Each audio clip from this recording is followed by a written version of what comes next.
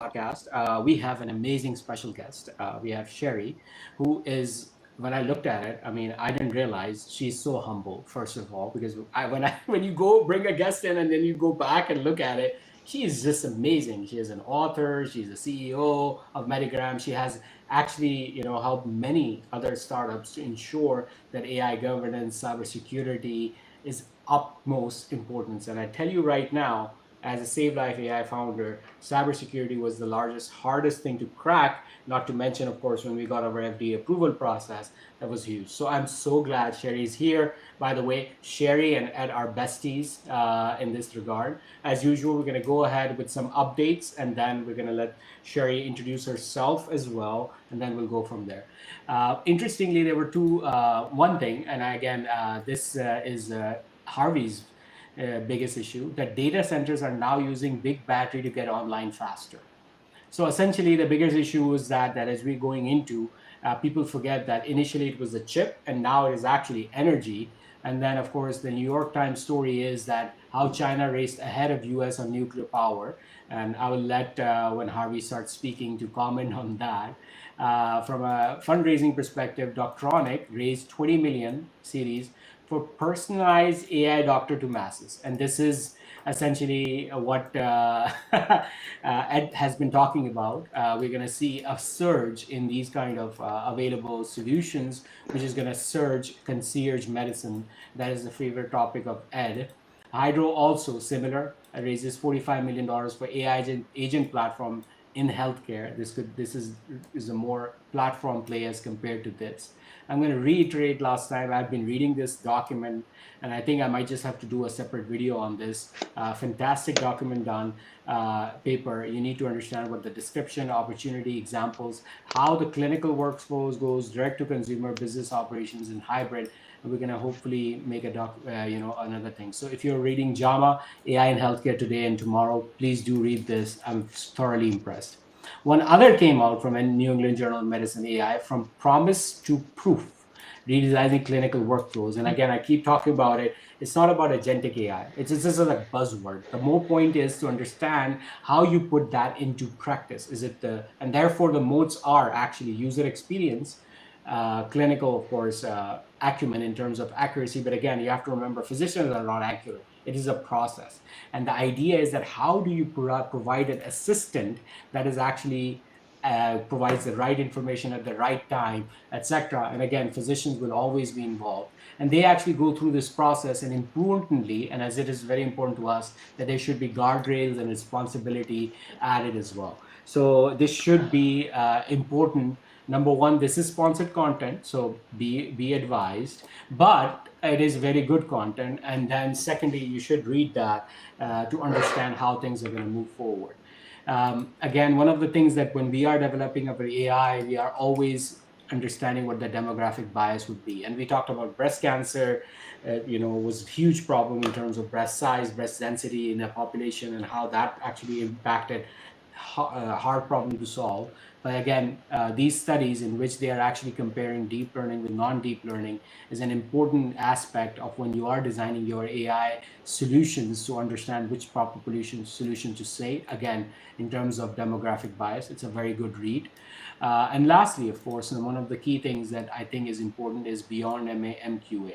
And you have seen open evidence making a lot of noise, but at the end of the day, the question really is that how do you produce what we call clinical decision making? And the term we use and FDA doesn't have a pathway yet, but it's called clinical decision support. And I don't like the word clinical decision making, but what I'm saying is that they have actually done that, how to have precise background information, rich information in the background, and how do you actually go from just an QA with an LLM to actually true clinical decision support, decision trees, etc. So very good read, as this is important. Just to remind everyone, our own Harvey Castro is going to be talking at TEDx South Lake on November 9th. So make sure you go to this website. We'll include it in the show notes and everything. And hope you are there to support our very own Harvey Castro for his 5th TED Talk. So would love to you guys to be there. So those were some updates from my side. I'm gonna first let Sherry speak about her experience, all of that, and then we'll start with her bestie, Ed, to start the conversation. Well, awesome. I'm honored to be here. If I'll just do a quick introduction. I love this combination. It's really the future of medicine, and just what a great group of people. Two awesome physician technologists, and my bestie Ed Marks, who's played just such a huge role in my career and did the two forewords for my two books, Mobile Medicine, Advanced Health Technology, and been just a huge driving force in my career. And so, thank you for being here for me for so many important moments in my career, Ed. So I'm Sherry Duville, CEO of Metagram and chair of the Trustworthy Technology and Innovation Consortium. So what we do is help hospitals and med tech companies build trust infrastructure so that they can deploy AI safely and effectively. And so what that means is building real governance into AI systems so we can manage risk, improve outcomes, and help ensure accountability from boardroom to bedside. And so through TTIC and as co-chair of Trust for IEEE UL 2933, which is a standard for data trust infrastructure, which is used for clinical AI, I work closely with hundreds of engineers around the world with medtech companies and hospitals, and also closely with CIOs, CISOs, clinicians to operationalize trust, to not just write or talk about it, but also build the systems that execute ethics and prove it at runtime, and align the stakeholders that execute it, and not just in theory. So we're also bringing this to AI Med, and you're all going to be there with us. So we look forward to that November 9th through 12th coming up here. And so hopefully we'll dive deeper into some of those topics as well. So that's a little bit about me. Thank you so much for coming. I really appreciate it. And this Yeah. is a very dear to me. Dad, can I go first? Yeah, of course. Okay, so here's my problem, right? I went to Save Life AI. We had physicians, 20 physicians completely did all of the, software in terms of clinical accuracy, all of it, loved it. Went to the C-suite and they said, oh, by the way, we have no idea how to evaluate you properly. I don't know how I have no idea. And this is X, total, the body controls 1,200 to 1,400 providers, depending on how they are scaling. And then I was like surprised that why not? And for me as a founder and a solutions provider, this is becoming a big issue. So how do we, again, we have discussed this before, and I would love to your opinion on it, that how to energize make sure that they actually take this seriously, because we are so ethical, because we are FDA approved, high trust cybersecurity framework, and all of that. We did all of that, but still there seems to be a significant glacial speed. And more importantly, is there a way to improve overall process? Again, that is my problem as a founder that I want your help with, and that's what this podcast is all about. We want signals and symptoms. Signal means cut the noise, come to the actual problem solution, and symptoms, again, putting it back to the patient itself, just to understand that how, if a physician does X thing with AI, how does it improve? Again, most important one in this is patient. So it sounds like you're trying to improve the velocity of procurement and deal with the procurement correct. committees. Do I understand that? Yeah. So I was my husband walked in on me laughing last night.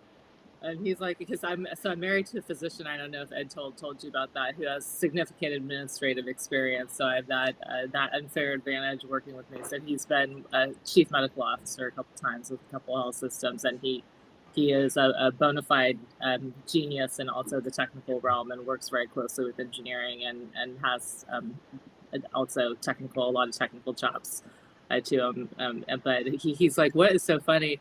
And I was just laughing because I had mocked up these different scenarios of when data science and CIOs are misaligned. And I have very good friends who are both AI technologists, like the most leading edge AI technologists, both on the data science side and the AI security side.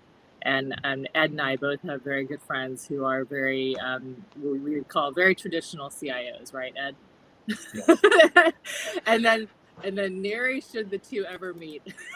and, and I think the reason why you could say that is if you think about the data science team, you think about them, they're in charge of building the rocket that's going to build the future. When you think about building the future of like FTE reallocation, what's going to drive what the C-suite knows is the future of revenue growth, efficiency.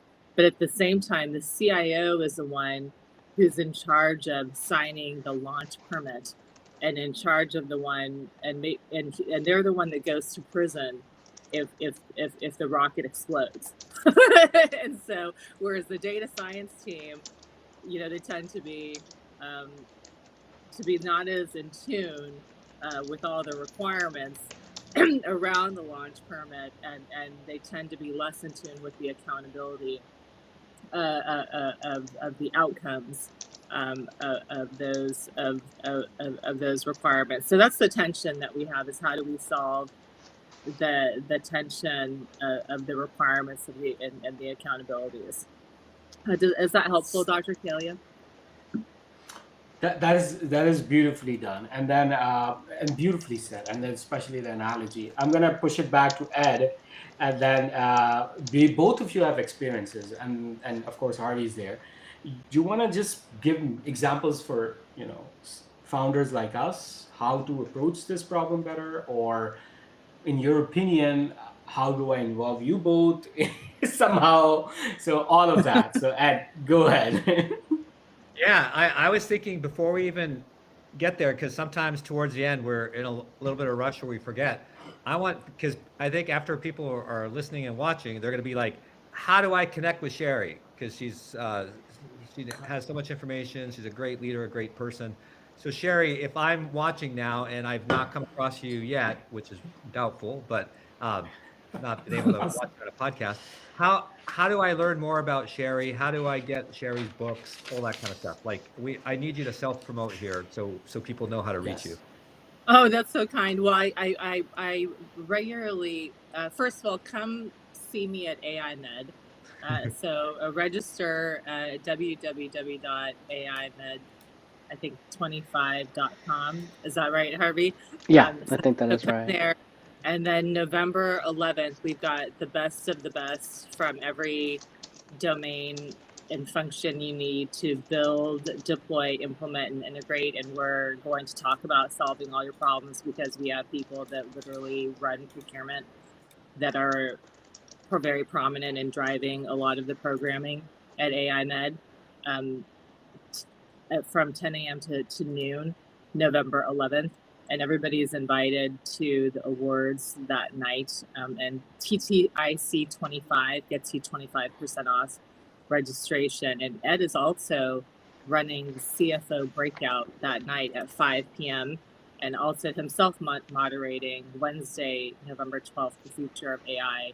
And so you can learn a ton. Congrats on your award. Was that last year, Harvey? Yeah, this was for Entrepreneur of the Year, and I got this last year. And David Kraft and Dr. Chan gave me this. Congratulations. Cool. I love it. I love it. And so you will transform if you attend this conference, because I know I've had that personal experience as well. And so that is the best way to get in touch with me, to go and register and get 25% off TTIC 25. The second best way to hear from me is to follow me on LinkedIn. And my name actually has a V in it. I was trying to message you guys in the chat box. So DOUVILLE on LinkedIn. And if you click on the bell on my profile, I post there regularly, and that's the best way to kind of follow what it is that I'm sharing with people. Keep going. Oh, just I have books on Amazon, as Ed was saying. I'm series editor for Taylor and Francis, and that's I am very committed to building the leadership of our ecosystem, and making sure that hospitals and the MedTech convergence ecosystem are successful, and that patients and clinicians succeed doing what we have to do. So thank we'll you. Put all of these links, including Amazon books, links, etc., into our show notes newsletter when it comes out. So I'm again very grateful, and thanks, Ed, for reminding me I should start doing this more so. Sometimes we forget or we rush at the end. I love it. Yeah, that's yeah. Plus, people will be like, I don't want them while Sherry's speaking. I don't want them trying to find all this information because we're going to give it to them. Because and the books are super super practical. That's what I like about Sherry's style. It's not theoretical. It's all like super practical. It's all great stuff. And the consortiums that she's built, the networks with other people like ourselves, is pretty impressive. So definitely check out and follow Sherry. I love Sundays. She posts just good leadership stuff. So highly recommend following her. All right. So I have two questions that are similar, but bifurcated between sort of vendors and providers. So a lot of our listeners, both vendors and providers. So as we know, there's a lot of startups. Everyone's doing something AI. And Sherry, they race, and then all of a sudden they look back and they're like, "Oh my gosh, I didn't take care of X, Y, and Z, which are now my big hurdles." So someone listening who's like early stages or contemplating, what are one or two things? So this is for the vendor side. What are one or two things that an early stage startup should really think about that you see them often sort of ignoring just because they don't know, because they get too excited about the actual solution they're building, like fundamental things that they should think about as they go on this journey? The most fundamental thing that you should think about is the compatibility in the investor syndicate with the client community. That's the one thing I cannot stress that enough, that I can't say too much, but I would just encourage you to consider who is the buyer, and to really evaluate what investors you would consider talking to based on who the buyer is. Ooh, yeah, that's a good one. That's a very good one. That's pretty deep. It's that the way that I would rephrase it is, and I talk to a lot of startups. But as a matter of fact, I didn't want to build SevDev. Everyone knows that. I just wanted someone to sort of take the understanding, because we created a proper product market fit. But what Sherry is also designing is that at this point in time, and when we are looking at AI, agentic AI, and all of these, and customer experiences, that we need to not just look at product market fit, we need to understand product investor fit as well from the very beginning. And I think that is a very, very important point that honestly I missed. So thanks for highlighting it. Well, I'm saying client investor fit. So who's the client? So for us, so we have MedTech and we have hospital, CIO, CFO. So basically what I'm saying is, I know a ton of investors, I even went to high school with some of them, but some of them I can't put in front of hospital board members. Ed knows exactly what I'm talking about. They'll spook them. You know exactly what I mean. Ed is cool. Ed can get along with anyone, but Ed has friends and colleagues on boards, and he knows exactly what I'm talking about. People that I grew up in Silicon Valley, I can't put in front of board members and hospitals. You know exactly what I'm talking about, Ed. That's what I mean. It just doesn't work. Yeah. So I want to flip it then. And you're right, Sherry, there's really multiple angles. We often think about just like the provider side. When I say provider, like a hospital-based or payer-based person. And then you have the inventor, the entrepreneur. But yeah, the third leg, and maybe there's more legs, is the investor. So it's this complex triangle. And like I said, there's probably more to it than that. But on the provider side, so as you know, a lot of the looks are like a deer in headlights, right? It's like, oh my gosh, I get all these amazing opportunities by great companies. And what do I do? What are some of what's one or two things that you would advise? Because as you know, there's a handful, right? 10% of the providers, payers, they're ready. They've got all these things in place, which I'm not going to name because I want you to hit on them. They got all these things in place and they're ready and they're going and they're leading. But there's 90% that are still like. So what are one or two things you would recommend to our listeners who are in that space where hey, I'm a leader here in my health system or my payer company, and dang, I know I need to do something. What do I do? You mean to screen, or what would to get set up? I know one thing that you're big on is governance. You need to, because again, people are going they're going 100 miles an hour. When they finally do move, they go 100 miles an hour, and then they're like down the road, and then look behind at all the wreckage because they didn't take care of certain fundamentals, and one of them being governance. What are any other items like? And you can speak about governance as well. Like, what do they need to set up in order to be successful? Yeah, absolutely. Yeah, I mean, there's many things that they need to do, to set up to be successful. So I think that there has to be the product and the workflow have to be, I think most failures come when you try to bolt on governance to systems that were never designed, for accountability. And you also have to think about what is the business trying to do. I mean, I think that's the challenge for a lot of health systems and a lot of entrepreneurs, trying to work with the health system. So I think the biggest mistake actually that most boards are trying to make is that they don't need themselves to be AI experts. They need to, so we are going to be coming out with another book to help them. They need to just be asking the right questions. And so I know that this podcast, you guys wanted to talk about equity. And so as part of governance, so the questions would be around the business of healthcare, which is about safety, explainability, equity. So boards need to govern AI the same way they're governing finance, clinical quality, and the way they need to do that is just with a consistency, right? With dashboards, with threshold, with evidence-based oversight. And so what they don't want to do is treat it like innovation experiments. Yeah. They need to be shifting more into a system of record where they're managing with real accountability. And so what we want to do, and what we're starting to do already, is work with boards to integrate AI with oversight in their existing structures. So looking at finance, and I want to talk to you more about this before your CFO breakout, right?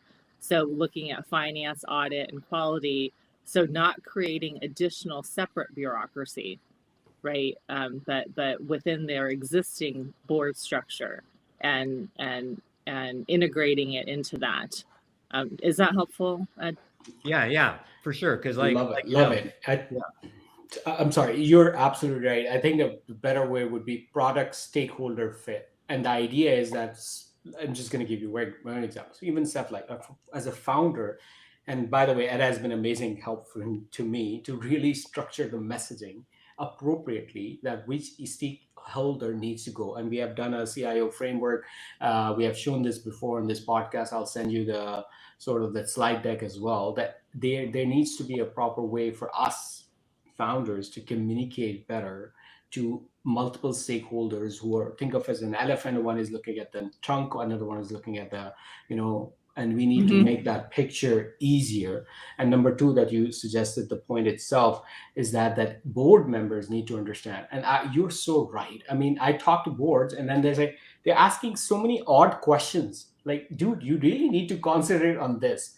FDA is approved. Don't worry about it. Now you need to figure out, is it going to work in your institute? Because that's what I think about, right? Is the model going to drift? Nobody asked me. That was a more important question if I was sitting there. And again, I do AI, but the idea is that I love it. I'm going to punt now to, again, Ed can finish his comment and then Harvey can ask a question. No, I think we summed it up nicely. So I just realized, didn't I introduce you to?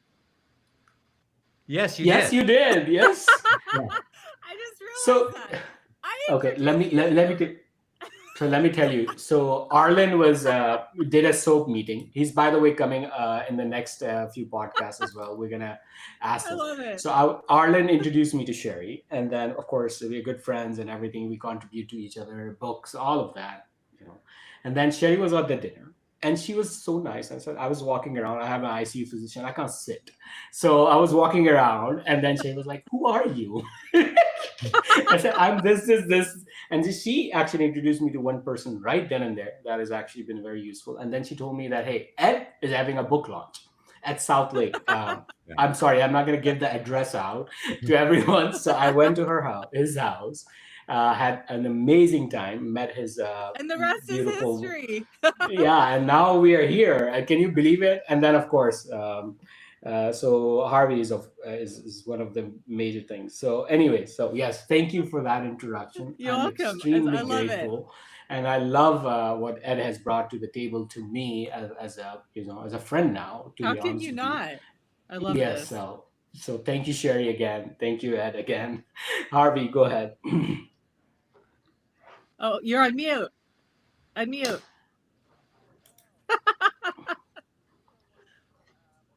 Harvey, not allowed. Not allowed. You have this. So Ed, why don't you ask while he does the technical fixes? Yeah.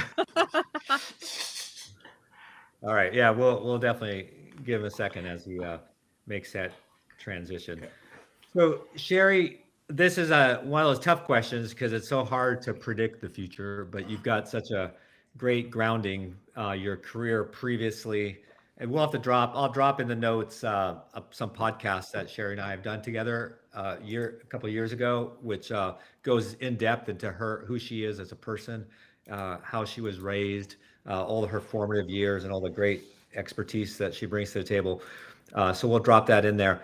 But if you're looking forward, and I think we can only go 1 to 2 years, and where do you think we'll be? Like you're back on the podcast in a year or two.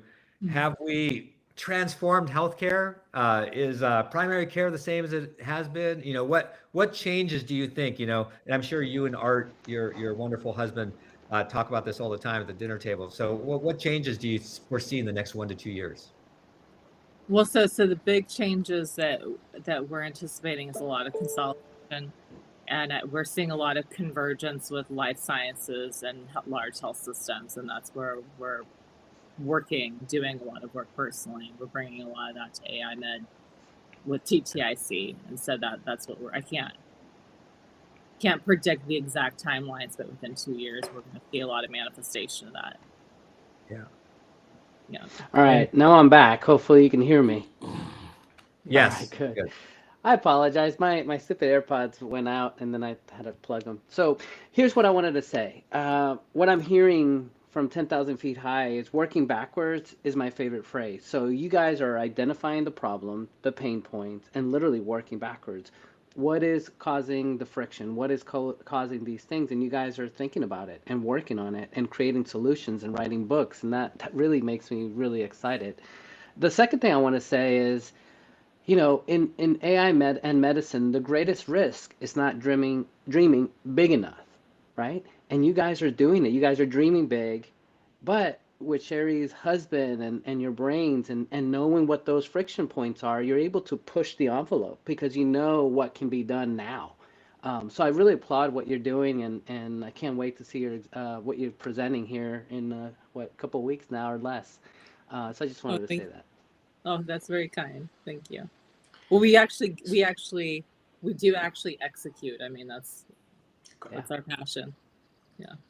And I would, as I said, I'm meeting Sherry at AI Med November 9th to 11th at San Diego to actually formalize some of these relationships for my company. I would really highly recommend you guys actually looking into that. So going back to number one, future, expand on consolidation and convergence. Number two, AI adoption. What is the most biggest rate limiting factor? And in the next 1 to 2 years, do you see those limiting factors move away? Well, I think that I think it's actually mindset is the biggest limiting factor, and I push on the team, on my team on their mindset, because ironically, the biggest problem in healthcare is really is misunderstanding idealism, because we are living in an AI economy, and there's a lot about it that probably feels unfair and is not what any one of us personally would design, but you have to accept it for what it is and deal with it and deal with it the best way that any of us know how. And I think what's nice about having communities and a network and a consortium is that there's a lot that you can do. And I will make one recommendation for Greg Sattel, who is a preeminent evidence-based change management scholar of our time, is that there is a lot that you can do when you focus. And he's got a book called Cascades, and we have seen tremendous progress with that, and I highly recommend that book. So we've been focused on helping hospitals align developers, clinicians, patients through shared governance protocols. So that's not just aspirations, that is aligning, to make sure their operations, execute what their aspirations, say. And so the biggest, I call it misplaced idealism is like I think the biggest thing that potentially holds back healthcare. And I know that probably sounds very probably controversial, but I think it has to be said because we have no time to waste. Q2 next year, hospitals are going to get slammed. I was telling Ed, with audits from multiple directions, federally, CMS, state, and then we have the OBA related, the OBA related stuff that comes after that, and we just have no time to waste. And so that's why I'm willing to say the things that probably other people would consider very controversial, because we just have no time to waste. So this is one of the podcasts that Ed mentioned with Sherry. I will put that in the show notes as well. Please make sure that you go ahead and review that. The history of a person is very important. And then, as you know, as a startup, I can tell you, choosing your advisors is so important. So again, highly recommended, both Ed and Sherry. But more importantly, talking to Ed, why don't you expand as potentially board member of multiple hospitals and talking to more people and CIOs and CTOs, when she uses the word mindset and as one of the rate limiting factor, what in your mind comes in as what is the mindset blocker, and how do you think is going to change over time, especially in the next 6 months? Again, putting into record that there's so many changes from a federal legal perspective, government shutdown, not paying, like it's just a mess. I mean, I've been talking to some CIOs. It's just they're crying their eyes out at the moment because of the reimbursement and everything, and how they're going to do, and where AI can really bring value to them. Yeah, I think part of that mindset is too much risk aversion. So naturally, healthcare is risk adverse because we have people's lives at stake, and we don't want people doing funky things medically that aren't proven, and as a result will hurt people. So we're steeped in this tradition of risk aversion, and that's what's my opinion, holding us back, whether it's AI or any other type of innovation. We're so risk adverse, everyone's afraid. The other thing, so risk aversion, we could go down that trail for a long time. The second thing is, where are the pioneers?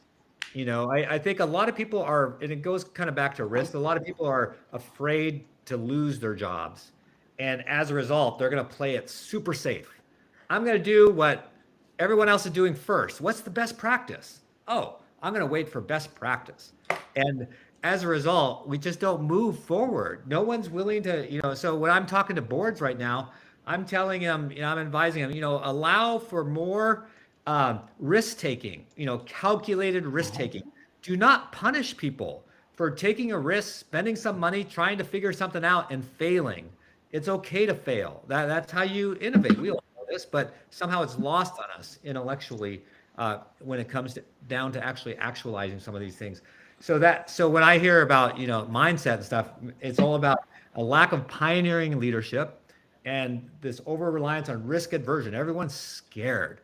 It's like nothing happens without some pioneer going out there, taking a risk. Yeah, they could end up hurt themselves, because they'll lose their job or whatever. But that's how you make progress. And so, where are our pioneers? And well, I'll tell you what, Ed. I think sorry to interrupt you. No, Please.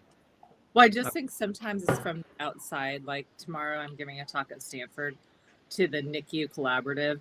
And one of the biggest examples is Martin Cooney, who brought incubators and they saved thousands of lives. And I'm talking to them about it because, look at the NBA, and they are handling medical devices better than 80% of hospitals. And so we need to, I think, a lot of times look at what's happening outside of healthcare. And Yeah, for sure. True, Yeah, that truly, yeah. I 100% agree with you. Board mem, and then that's been Ed's main thing. Like you need to create a sandboxes, yeah. basically safe areas where you can experiment on a regular basis. Should partner with companies like us. We are happy to share equity even so that we can do testing first. If you're ethical, you want to have access to the sandbox. So the idea is that the risk aversion is important. I'm just going to be an honest. I'm a neurointensivist. I've seen some technologies that are killing people rather than helping. So don't get me wrong. As a director of neuro ICU, director of stroke, I had to actually make those choices personally. But what I'm saying is that I think in this age of AI, you need to basically partner. And I think you should have equity exchange partnership. And then more importantly, their success becomes your success by giving access to sandboxes. And there should be talking to people like Sherry that can build up AI governance around a sandbox too. Because this way you are not just risk averse, you're medically legally safe. So I think people like Sherry and Ed are extremely important in that regard. As we go along, I think when she uses the word pioneers, of course, I find myself as pioneer entrepreneur entrepreneurs. What we need is pioneership, entrepreneurship spirit within the board and the C-suite. But again, being one of those on the other side of the table, I'm just going to tell you that it's just so hard. And I Yeah. think the sandboxing idea of Ad Marks and even Lighthouse now is probably the best approach moving forward, providing a medical legal cover as we go along. Um, Sherry, Ed talked about two major things. What is founders having issues in terms of product stakeholder fit, right? That's a huge, like it's a big, not product investor fit, but product stakeholder fit. And then that's one, two, and three, and everything. Uh, and then now we come back to the again board members. Let's say Stanford that you gave an example to. Mayo Clinic actually has that I know of a complete data access and complete walled garden where they can actually experiment. Even larger, other Boston, and there's so many systems, Ascension, Aurora. I mean, you can name it. There are so many huge systems. None of them are truly developing this. Is it just a lack of leadership, lack of understanding, or something else I'm missing? Or how would you go and tell them you should do this? well, so my suggestion is that if we want AI to scale safely, that we have to stop treating governance as overhead, and we have to treat it as infrastructure. And so that what our goal is, because we have a lot of the top systems coming to AI Med. We've got a Mayo Clinic platform, we've got Vanderbilt, University of Michigan Medicine, we've got Stanford Biodesign, University of Utah. And so our goal is that they would all have a chief AI officer playbook that they're participating in, and would feel that once they participated in, they would be able to take it back and be able to implement it, and and have that confidence to be able to then carry it forward. That was our whole goal with AI Med. That and does that help answer your question? Because I think it's just That, that's why I like conferences, because conferences are actually really hard. You think it's just talking, but you actually have to package it. It's like that old adage, I would have written you a letter, but I didn't have time. You know, Ed knows exactly what it is, and I yeah, admire Ed yeah, so much yeah. because he's one person I can drop ship into any conference with no time, and he'll perfectly perform and self market and everything full stack. But it's actually really hard to package and position and deliver for a conference, because you have to have everything fully comprehended and fully understood, which is why it's hard to find speakers. And so that's my goal, is to have this cohort of leading institutions fully up to speed on a chief AI officer toolkit.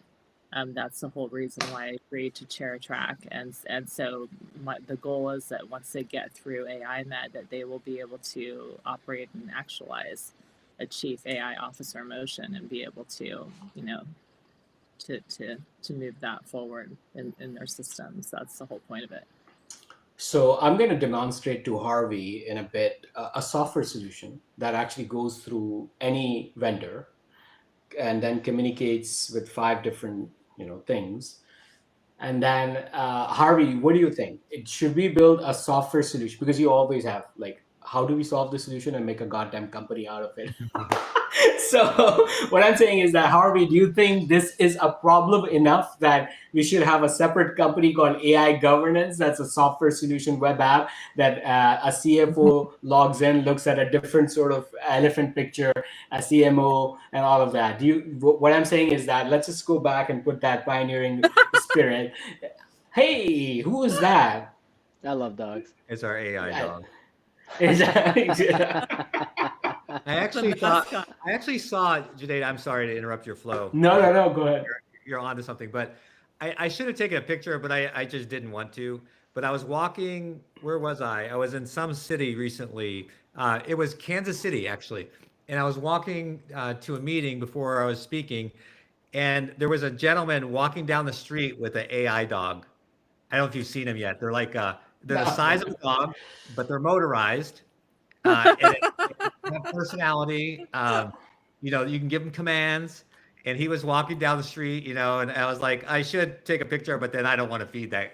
I just didn't want to feed that at that point. So I didn't take a picture, but I thought that was interesting. So soon we'll find, right? Because a lot of people find dogs very therapeutic for a wide variety of reasons, maybe anxiety or what have you. And so now they're having these AI dogs. I had never seen one. Yes. It's funny. I wrote an article about 3 years ago about AI pets and how it could help the elderly, remind them of their medicine, fall risk, like a whole thing. So I'm happy to see, that, it's a thing. It's a thing. Sorry, Junaid, you were talking about. Yeah, no, I think this is becoming like honestly a problem for most people, and then I think we feel like, okay, they're not spirited enough or engaged enough for innovation in AI. But if I look at it, I mean, it's just goddamn hard for them to find time. I mean, we need to make it easy for them. I think there needs to be a very simple software solution. It could be free, to be honest with you. But the idea is that AI governance needs to be, and then they can see, exchange notes. Why does Stanford has to go through all the work again, and then Mayo has to go through the whole work again, then University of Utah has to go through the whole work again? If you have already done it, for God's sake, share your intelligence. So Harvey, do you think this is a good idea, or I'm up to farting brain farts? No, this would be great. At the end of the day, So I just want to, I need to jump in, and I don't want to, it's very challenging because I don't know if you've heard of an organization called CHAI, but I can see Harvey shaking his head, but they've had a lot of success with 3,000 members, but there's been a big challenge with the Trump administration trying to, challenge them. They had Mayo Clinic involved in a lot of the health systems, and so it's very hard to do. And so I encourage you to look into it and don't reinvent the wheel. But if you're going to do so what we're doing at TTIC, it's nonpartisan, and it's ANSI accredited, which means a lot. And so that's why I'm a huge proponent of not reinventing the wheel. It's already been 317 engineers in. Oh wow! I didn't know about that. So you said CHAI. How do you pronounce it? No, I'm not talking about what CHAI did. So that's that. I think what I'm trying to say is that's why the importance of. I'm grateful to Anthony Chang. It's because the reason why we're chairing this track is because I convinced him not to reinvent the wheel. because Mm-hmm. we're bringing what IEEE did to AIMed, because it's Mm-hmm. based on 317 engineers in 22 Wow. countries with an ANSI accredited process, which is legally protected, which means that since we're legally protected, probably no one's going to really attack us from a political standpoint. I'm not saying it couldn't happen. I'm just saying it's not likely to happen. Whereas when you have other kinds of processes, they do get attacked because they don't have a lot to stand on, right? Which is why I'm grateful for all of the leaders I've learned from that have taught me how to engage in these types of processes. Because at TTIC, we're about to release another, because we partnered with another organization on a hospital AI operations governance standard, which is also ANSI accredited. So at TTIC, we only do ANSI accredited standards because they're legally protected. Because then that way, honestly, political and legal departments of aggressive vendors can't attack us. And so I highly recommend, that this is a thing that physicians don't spend a lot of time in medical school, Correct. which I understand, thinking and talking about politics and legal stuff, but right now it's like front and center. Like everything is politics, legal, and finance. That's like all of healthcare. Right, Ed? That's Yeah. like your whole board meeting. Yeah. It's like 90% Harvey, the board agenda, right?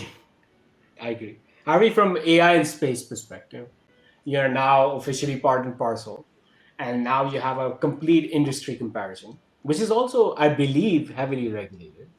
I mean, not Yeah. as heavily regulated as healthcare or fintech, but is heavily regulated. So bring your experience from that side, since you're now in the weeds of that. And then, what do you see a clear difference? Because there's no other person, by the way. Sher, did you know he's actually a chief AI engineer of Phantom, and Yeah. chief AI advisor.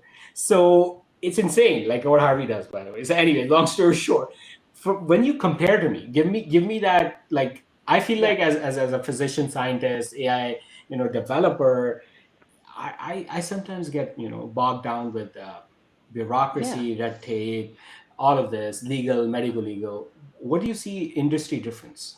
Yeah. So a And couple why things. why why the goddamn did you leave healthcare for space? Huh? I'm just kidding. Yeah. So exactly. So on your other business idea, I have an idea for you that we could do a spin and it'll work and it'll make everything happy and it'll still be a good thing. Mhm. On this question, I am the chief AI officer for a space company. We do satellites, rockets, and literally we are working on data centers in space. So all that news that's been in the press, we have a patent on it and we have literally been working on this. I'm really excited. As far as perspective, you'll like this. Sometimes solutions, we're biased because we look at things and literally we look at it with the perspective of here on earth and I have a whole TED talk on our senses and how our senses limit us to what we can imagine.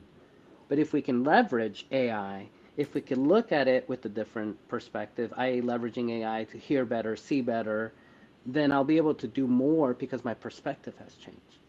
Going to outer space, being able to do things from space literally changes things. Quick example, how does it change things is if we have problems on Earth and we're using solutions on Earth, what if we applied it from a space, a different perspective, literally, an angle? So one example would be um, being able to have a satellite going around the Earth and then being able to pick up that there's an increased amount of mosquitoes. And because of that, we can do predictive analytics and say, you know what, we're going to see a spike in malaria in this area. And we can go to the supply chain and say, hey, we need more drug X for this that is coming. So that angle is kind of what I'm seeing and doing. And because I'm literally traveling around the world, I'm able to see different cultures and how they're implementing AI against how US is doing it. So it's really giving me a literally a world view.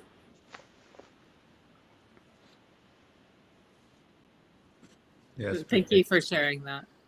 Yeah. Yeah, it's kind of fun. So my next TEDx talk in a couple of weeks is going to be how space can be leveraged on Earth and help humanity. Yeah, it's like the baby incubators that come out. Yeah. And unfortunately, oh, there you go. You were froze there. Well, I know we only got Okay. like 7 minutes left. I do know that. So here's what I'm going to do. I'm going to close and then leave the last word to Ed here. Again, I would really highly appreciate that you follow Sherry on LinkedIn, follow the Trustworthy Technology Innovation. This is extremely important in the future as we go along. And then I will put that in the show notes as well. And then Ed, last question and close. Yeah, again, Sherry, thank you so much for being our guest, and thank you for being the connector of many of us, and all that you're doing to further healthcare and help our humanity. Because yeah, that's the other thing Sherry brings to all this is, not only does she have the science, but she's just a good human, and she's a good person to connect people, and very Amazing generosity. very Let kind. me add Yeah, that. very generously.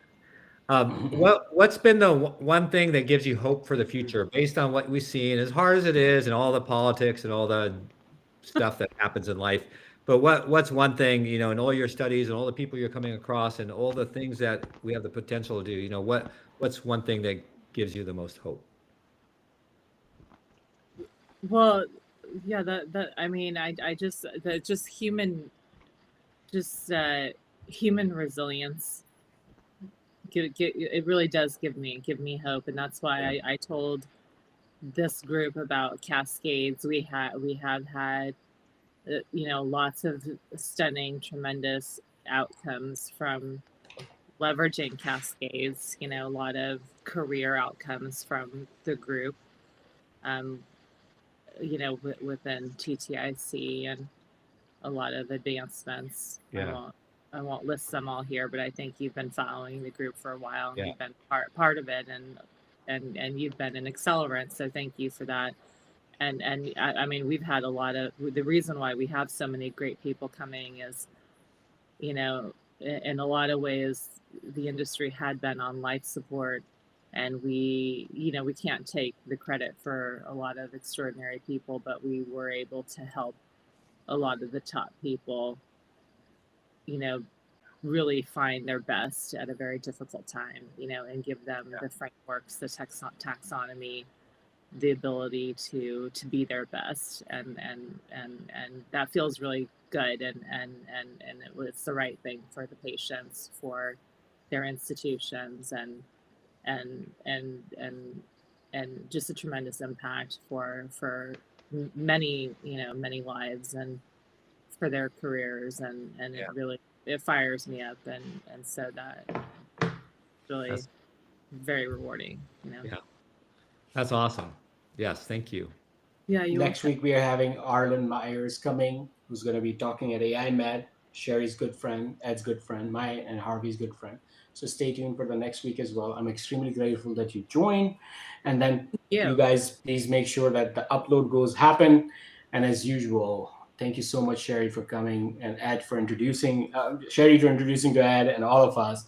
And once you're in Dallas, we are trying to figure out something with AI Med and Anthony Chang to actually do the American Board of Medical, training here in Dallas physically.